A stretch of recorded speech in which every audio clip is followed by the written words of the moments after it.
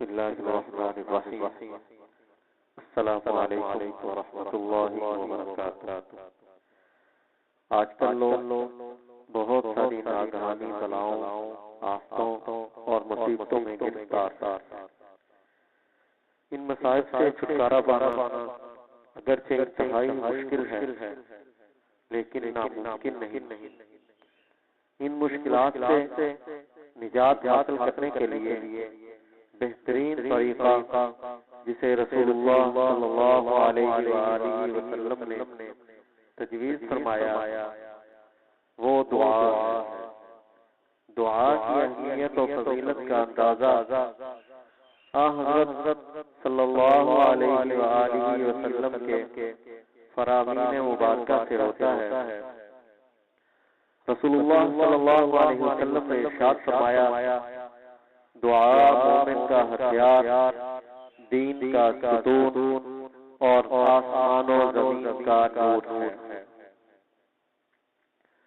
رسول اللہ صلی اللہ علیہ وسلم نے ارشاد فرمایا کہ تم میں سے جس شخص کے لیے دعا کا دروازہ کھول دیا گیا، یعنی اسے دعا مانگنے کی توفیق دے دی گئی، اس کے لیے رحمت کے دروازے کھول دیے گئے۔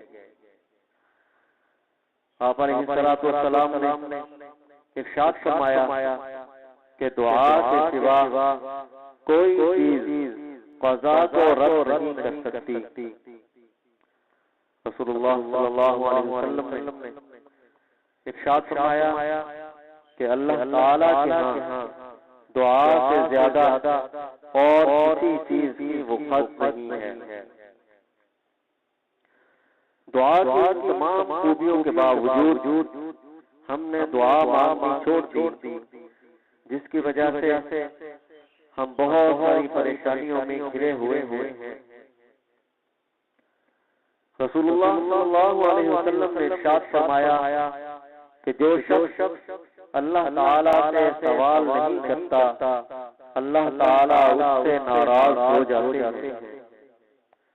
رسول اللہ صلی اللہ علیہ وسلم نے صحابہ کرام رضوان اللہ تعالی علیہم اجمعین سے خطاب کر کے فرمایا کہ تم اللہ سے دعا مانگنے میں عاجز نہ بنو، اس لیے کہ دعا کرتے رہنے کی صورت میں ہرگز کوئی شخص کسی ناگہانی آفت سے ہلاک نہ ہوگا۔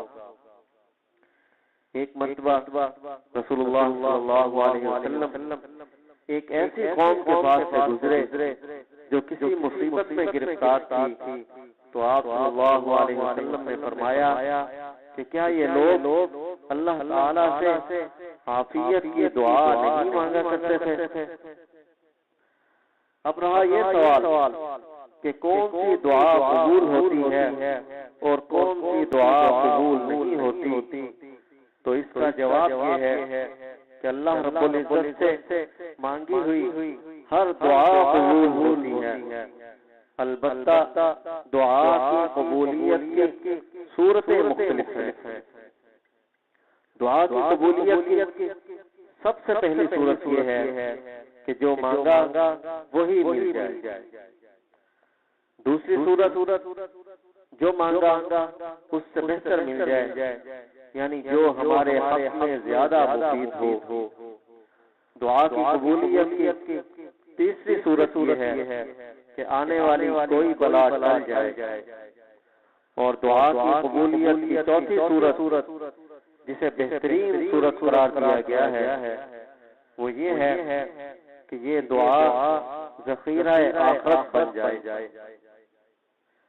پریشانیوں میں دعا کی قبولیت کا طریقہ حضرت صلی اللہ علیہ وسلم نے ارشاد فرمایا کہ جو شخص یہ چاہتا ہے کہ اللہ تعالیٰ اس کی دعا سختی اور مصیبتوں کے وقت قبول فرمائے، اس کو چاہیے کہ وہ فراخی اور خوشحالی میں بھی کثرت سے دعا مانگا کرے۔ اللہ رب العزت ہمیں کثرت سے دعا مانگنے کی توفیق عطا فرمائے۔ آمین۔